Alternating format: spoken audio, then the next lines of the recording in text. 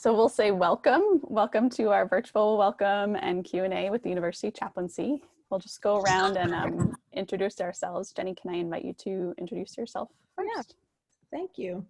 Thanks, Nora. I'm Jenny Peace. I am the interim university chaplain. I've been here for 1 year and greatly enjoyed being in the role, and I'm looking forward to welcoming the permanent chaplain who starts October 1st.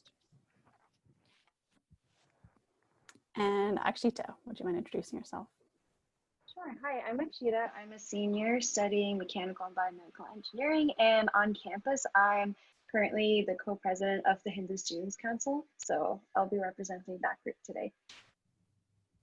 And would you mind sharing your pronouns? We'll go in that order. Oh, sure. Yeah, she and her pronouns.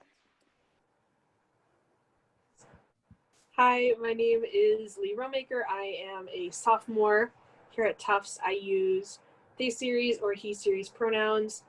I was involved with the cafe pre-orientation as a freshman, but now I am involved with Coffee Interfaith Student Coalition as the vice president, as well as being a member of the Humanist Community at Tufts, HCAT, and Tufts Hello. And Sean, I'm so glad you're here. Could you introduce yourself too? Sure, yes, I'm Sean Mushigan. I'm a senior studying electrical engineering and applied physics, and I'm the president of the Catholic community at Tufts, which I'm representing today. And can I check in on your pronouns today, Sean? Yes, he. Thank you all. I'm Nora. I use the She series. I'm the program manager with the University Chaplaincy. And today we'll be walking through a sort of get to know you for the University Chaplaincy. That's what you're seeing on your screen in front of you now. So we're going to go through each of these bubbles and learn more about the University Chaplaincy. So with that, we'll start with what we do.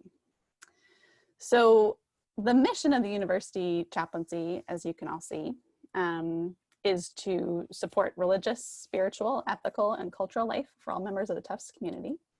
And what that looks like is these 4 bubbles here that you see.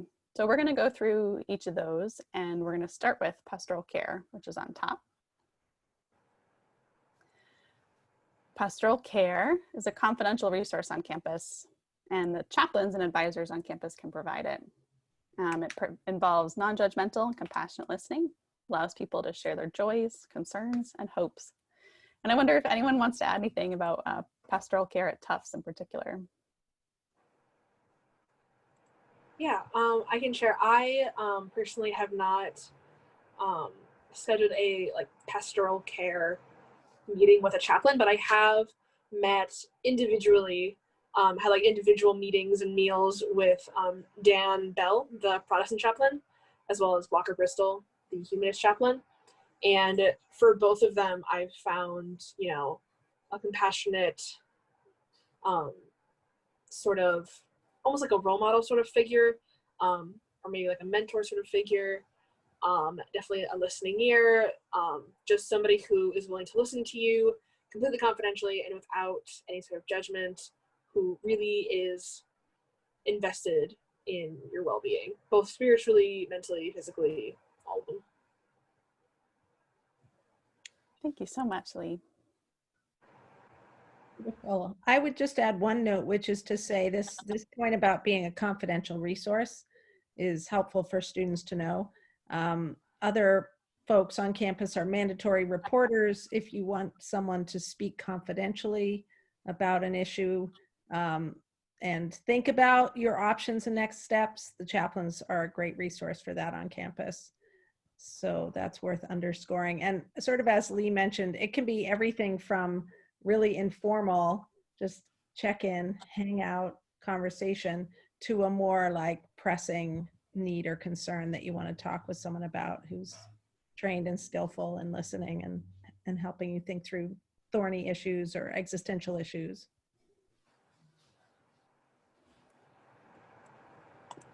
It can be an interesting word to define, and I think, thank you, Lee and Jenny. Those things make a lot of sense, and I find that pastoral care is often a place for all sorts of things, but that's kind of the point. You can bring almost anything to pastoral care, whether it's a very deep feeling or fear or joy, or you're checking in with our chaplains. So we are here for that. All of our chaplains and advisors are here for that. In addition to pastoral care, we support student groups. And you'll see pictures here of the MSA fall dinner and the Buddhist mindfulness retreat last fall. We support over 10 student religious and philosophical groups, including interfaith initiatives. And I wonder, maybe Akshita, could you speak a little bit about your leadership position? Yeah, sure. Actually, I'll talk a bit about how I got involved with the chaplaincy. So I actually came to the student activities fair as a freshman thinking that, oh, I didn't have much of like a, exposure to Hinduism growing up when I was in, back in my hometown. So I decided to look for different groups on campus that kind of had that community, and I signed up for HSC, not really thinking that I would go to every single meeting. And I remember going to the first meeting and the GIM and absolutely like falling in love with all the people there, and they were all so welcoming. And yeah, and I think like that's why I kind of kept along with the community for like these past 3 years.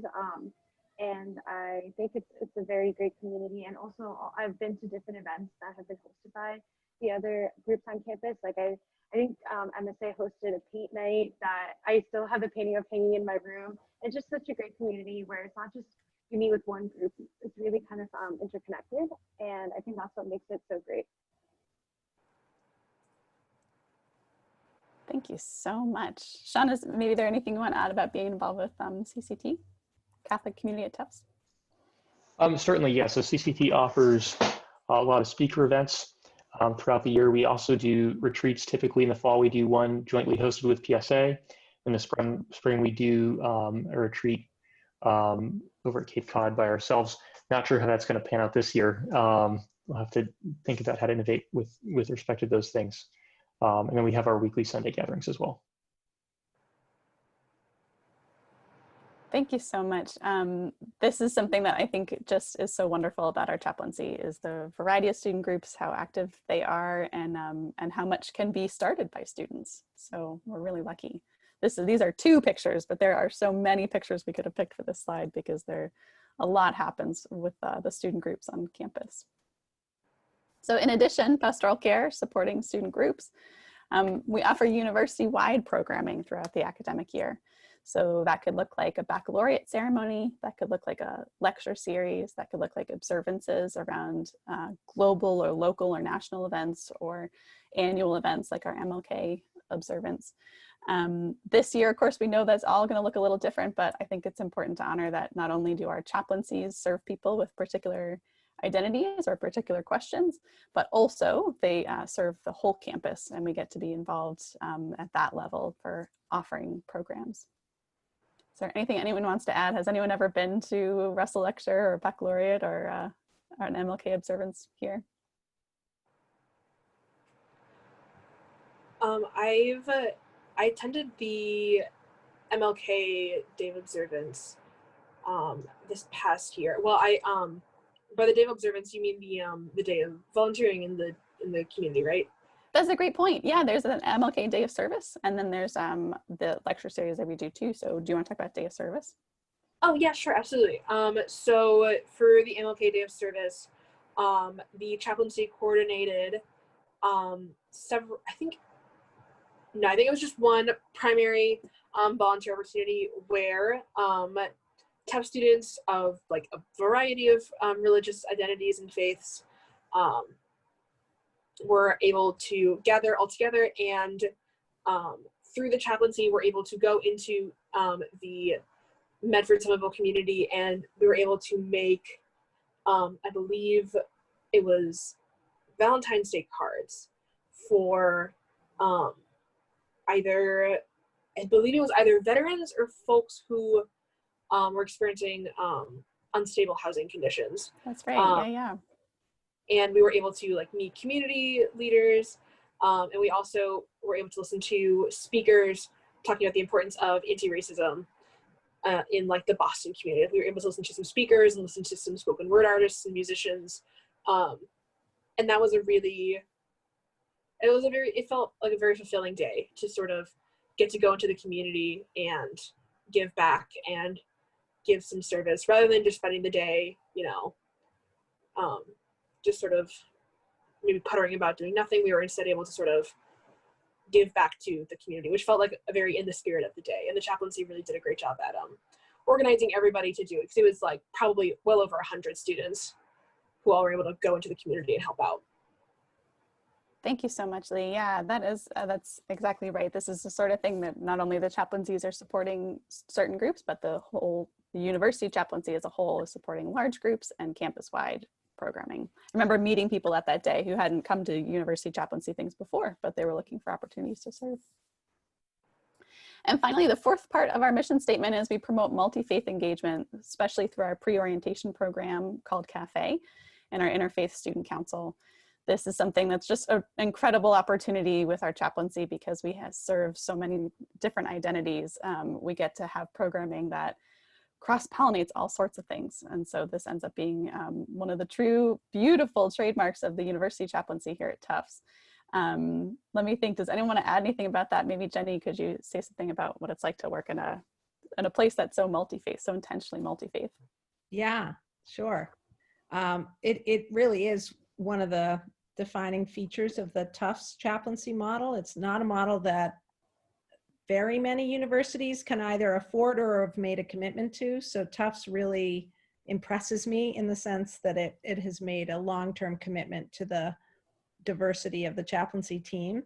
So it allows us to do things that other places might not be able to. Like last April, before we were all asked to leave, actually March, we had a chaplain's panel on meditation and mental health, or mindfulness and mental health. And you got to hear from, the Buddhist chaplain, the Catholic chaplain, the Hindu chaplain, well, sorry, Hindu chaplain was new this year, Muslim chaplain, but from a wide range of perspectives. What does your tradition say to this particular issue? And how does your practice speak to this theme in this moment? And then have a great conversation across all these different traditions and with the larger community. So it just allows for conversations you might not be able to have as easily in other places. And students are really drivers of that. So the Interfaith Student Council actually came up with this idea for the mindfulness and mental health panel. And the Student Interfaith Council is drawn from all these religious and spiritual philosophical organizations. So there's a lot of avenues for people to say, wouldn't it be great to hear about this topic from 5 religious traditions in terms of lived practice? And we can make that happen at the chaplaincy. And it really, I think the other thing I'll say is just as a work environment, the chaplaincy creates ideas and opportunities just because we all work together across these lines of different religious traditions. So I think it's a very fertile place for new ideas and new models. And it's a great place to be. I recommend it highly. Have any of the students, maybe I heard you say actually that you attended things outside of necessarily what the Hindu students were doing. Is that something that you engage in often or often enough? Yeah, and I think that the main reason why we are aware of all of the different events that are happening around campus is because we actually have an e-board position that's called the Interfaith Chair. So her job is to actually go around and like communicate with different religious groups on campus and just see like what their events are. And then she comes and tells us during our e-board meetings, and then we're able to advertise that to our group members. And I think it just kind of shows that how important it is to our group as well to make sure that we're involved with other people's events. Because I think it's just like nice to go and attend them and show that we care as well, and stay in touch with whatever else is happening around campus. So yeah, I think it's that really like that engagement with all the groups on campus that makes it very welcoming. Anything else to add? Our multi-faith model here at Tufts?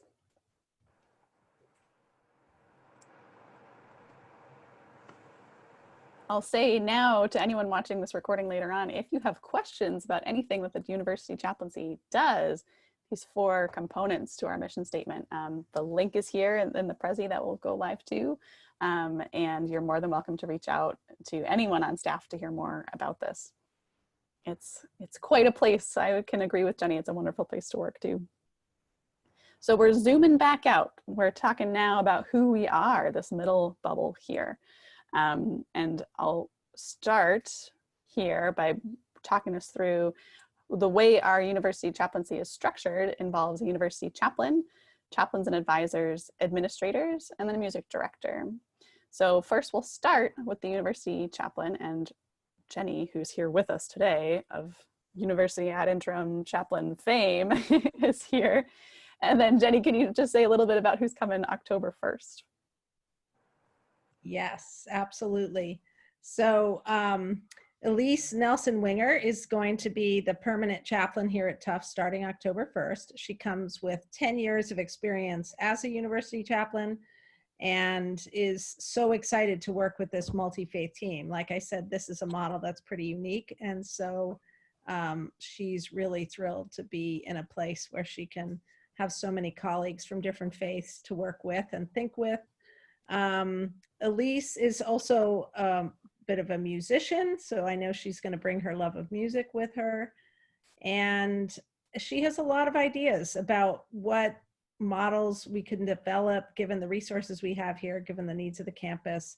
I know she's very tuned in to the Black Lives Matter movement, to thinking about the upcoming election and its implications, and just also very eager and open to meeting students and to hearing from students about how this chaplaincy can best serve them. I think that's something people might not always know, but I want to make sort of clear front and center. Like, as a university chaplain, I love meeting with students. It's pretty much my favorite part of this job. And I know Elise shares that love of talking to students and meeting with them. So she's very much accessible and available if people have questions or ideas or hopes or ways that we can support them. So we're thrilled. She's going to be a great addition to the team in October 1. October 1. Yay. So the university chaplain is this leader of this group, and this group right now involves our chaplains and advisors. And instead of talking through everyone here, I'll just give everyone a chance to sort of take a look. This is our team, multi-faith, multi-worldview team. Right now it involves Preeta, our Hindu advisor, Dan, our Protestant chaplain, Naftali, who's a Jewish chaplain, and the executive director of Hillel here. Walker, our humanist chaplain. If we can boast for a second, we have the only university-funded humanist chaplain in the country, and Walker's that person for us. Lynn, who's our Catholic chaplain. Esmira, who's joined us also this fall, who's our Africana spirituality advisor. Abdul Malik, who's our Muslim chaplain. And then Priya, our Buddhist chaplain. As a colleague, I can say all of these people are wonderful. I wonder if anyone has anything they'd like to add about anyone they particularly know well.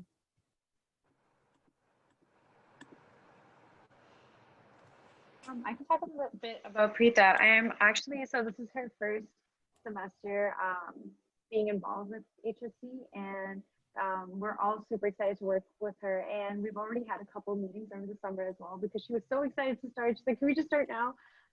So yeah, we're really looking forward to working with her, and I think it's really going to make the group much more engaging, considering that everything is going to be online for a while now. Yeah, so I'm excited for that. And the thing I'll add is that all of these people you're looking at right now or hearing about right now are people who are here for you. All of our chaplains and advisors are trained to support anyone, no matter religious, philosophical view, world views, plural, no articulated identity in this way. But everyone here has training to support anyone in the Tufts community. So they're all available to you. All of their contact information is on our website too, which is linked at the beginning of this section. Yeah, I can confirm that, like, as somebody who was coming into Tufts with like sort of a mixed religious identity, I have felt welcome and like cared about by pretty much the entire chaplaincy staff, especially like obviously I know Walker best because I'm part of the humanist community at Tufts, and they are a very calming, guiding voice. They have great fashion sense, and they're very sweet. As well as Naftali, I've had lots of time to talk to, and Lynn and Dan have all been extremely compassionate and great listeners, and they are happy to help absolutely anybody, regardless of their beliefs. Like, all of the chaplains are incredibly happy and excited to have students attend their services or just come chat with them from different faiths. Like, they still are incredibly excited to meet you, to know you, and to listen and help you. It's so true. It's such a wonderful group of people to work with. It's really, I cannot say that enough. So we have our university chaplain, we have our chaplains and our advisors, and then we have our administrators. So that's me, Nora, and then Shelby, my colleague, who's our program coordinator. We did not match these pictures, but I do think it's funny that Shelby and I are wearing basically the same shirt in these pictures. But we work to support the chaplains who you just saw or heard about. We make sure everything the university chaplaincy does runs as smoothly as possible. And then we have our music director, Tom, who's also our organist, who works with us on particularly special events and does leads a lot of the music needs for our chaplaincies too. So, and if you're ever curious, he is a font of knowledge about all sorts of things, including the bells at the top of the Goddard Chapel tower and the organ, and all of the buildings are full of such stories, and Tom knows a lot of them. So we're really very lucky. This is our, these are the 4 main components of who works in our office, and we're very lucky to have all of them. So finally, going to our last bubble here, where to find us, where on campus you can find us. So we'll dive in and we'll say, you know, we care for sacred spaces on Tufts campuses, plural. A lot of our buildings are on the Medford-Somerville campus, and we'll start there with Goddard, which was finished in 1883 and hosts a lot of events. And I say events plural because sometimes it's Christian events, our Catholic worship or our Protestant worship happens there when the building can be open, which isn't always true. And getting those updates is important for this semester in particular, but here's a peek inside. And it hosts all kinds of events no matter the chaplaincy. So it really is a very living, alive space in terms of how it gets used by our chaplains. Does anyone want to add anything? Does anyone have a fun fact about Goddard? There are lots of resources for getting fun facts about Goddard. My predecessor, who worked here for 6 years, was really into all the details of this, as it's a historic building. I think it's the 2nd building on Tufts campus.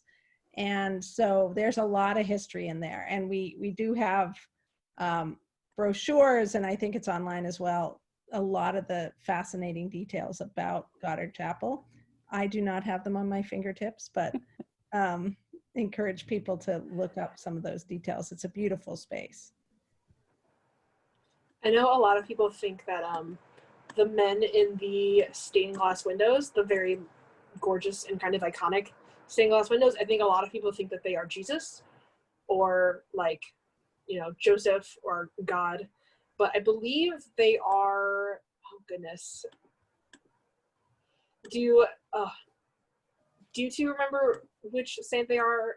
The name Saint Peter comes to mind. Mark and Peter. I think this is Peter on the front glass and Mark on the back. But again, that's what we have to go look up, our facts about Goddard. There are lots of fun facts, and there will actually be more fun facts coming on our social media this fall, so keep an eye out there.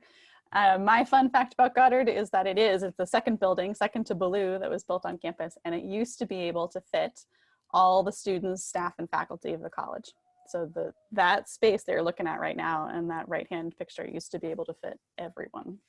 As part of it was part chapel, part like, oh, we need everyone in the same room, let's gather there. So that's what Goddard used to be, 2 Tufts. So Goddard is sort of centrally located on the Medford-Somerville campus. Then there's also the Interfaith Center, which is just such a fun building to have a conversation about. And I mean that. I just said that sentence and I mean it. It was completed in 2007. And the beautiful thing about it, you can see this internal picture here on the right, is that it was designed intentionally to be a multi-use space for any religious or philosophical community gathering. And it does. It gets used for all sorts of things. You'll notice this big wide open space, these big windows. It gets used for Juma, it gets used for impromptu gatherings, it gets used for this room, and the downstairs room get used by HCAT. And it's really, not all buildings are accessible to any religious or philosophical worldview, depending on design, depending on what's in the room, depending on what's not in the room. And the Interfaith Center, or IFC for short, was intentionally designed to be multi-use. I wonder, let me think, does anyone have anything to add about the IFC and how they've seen it be used?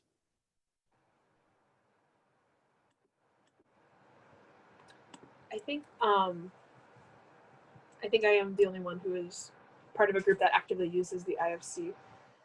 But it's used a lot by HCAT. That's kind of our primary meeting point. And I don't know, it's a very simple place, but it's still very like comforting and very warming. It's very warm. It's a very warm place. And it's always a nice place to go. It's nice to work in, honestly. It's very peaceful. I don't know. I think of the IFC and I kind of feel like a warm hug, honestly. And I also always go there for tea. There's always tea.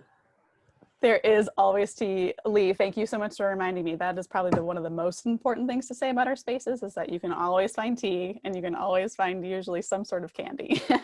Yeah.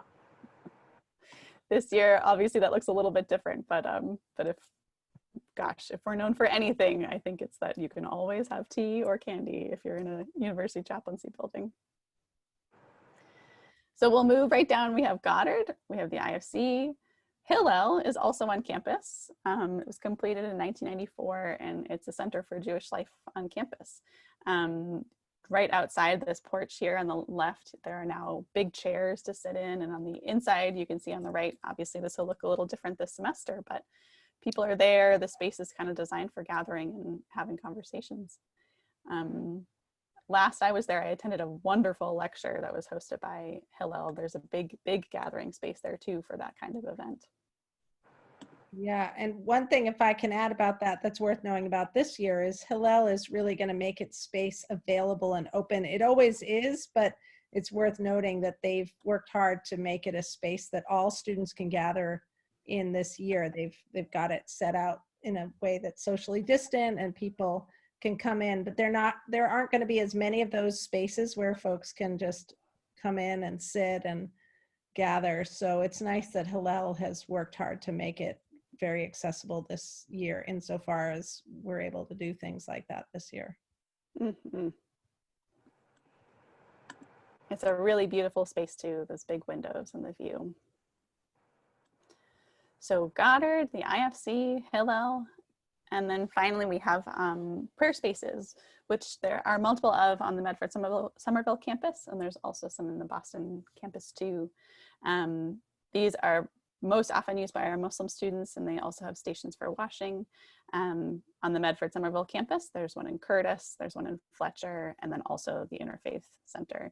And you can be in touch with our Muslim chaplain, Abdul Malik, about details about accessing those. And this year, obviously, it'll look a little different, but they are important parts of our campus. And really, it's a wonderful gift we get to have here, and they're all really lovely meditative spaces.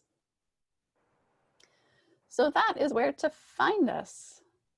In these 4 areas, and otherwise bumping into chaplains when that's more accessible, or calling us, emailing us, we're always accessible those ways too.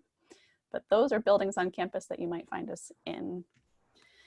So with that, we've talked about what we do, we've talked about who we are, we've talked about where to find us. And I wonder if anyone wants to add just anything about how the university chaplaincy makes you feel, or what you think about when you think of the university chaplaincy, or anything like that.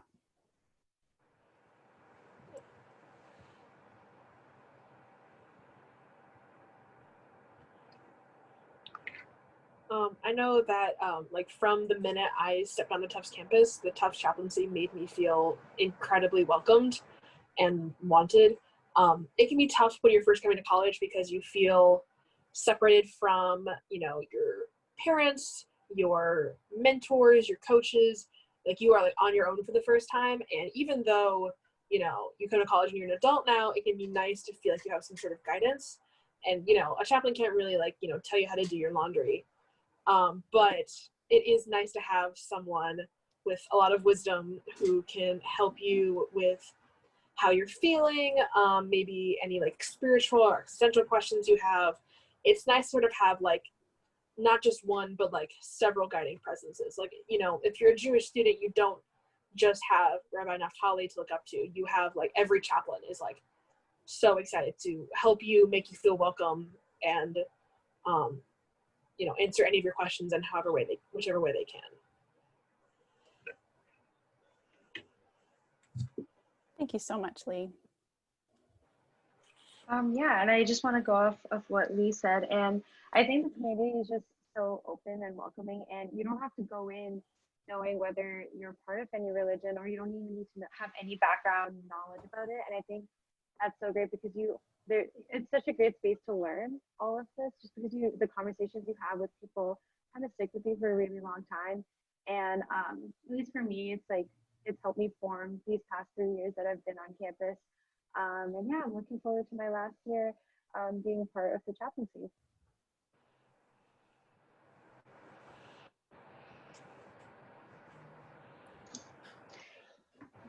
Yeah, I think not only do you have to go off of what Lee said, not only do you have the chaplains to look up to, but you also have, I think one thing that's cool about the model at Tufts is that each of the chaplains are associated with a undergraduate student organization, and so I think that's definitely another resource that people can utilize within sort of the scope of the chaplaincy.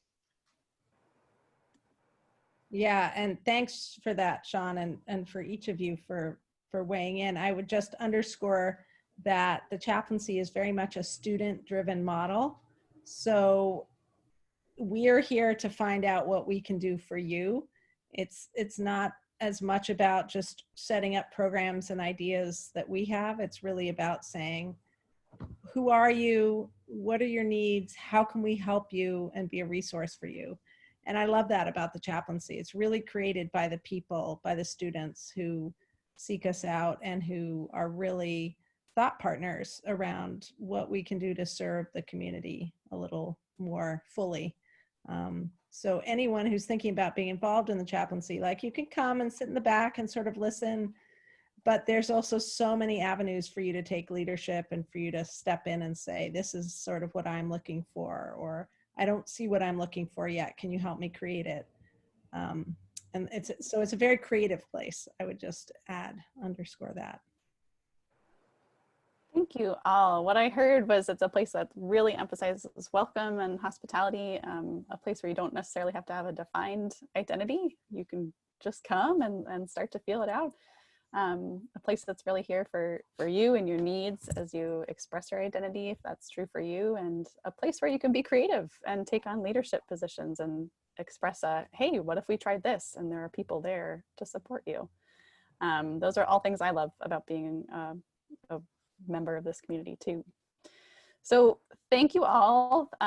Thanks for being here. I will end our virtual welcome and Q&A by stopping the share screen and pausing the recording.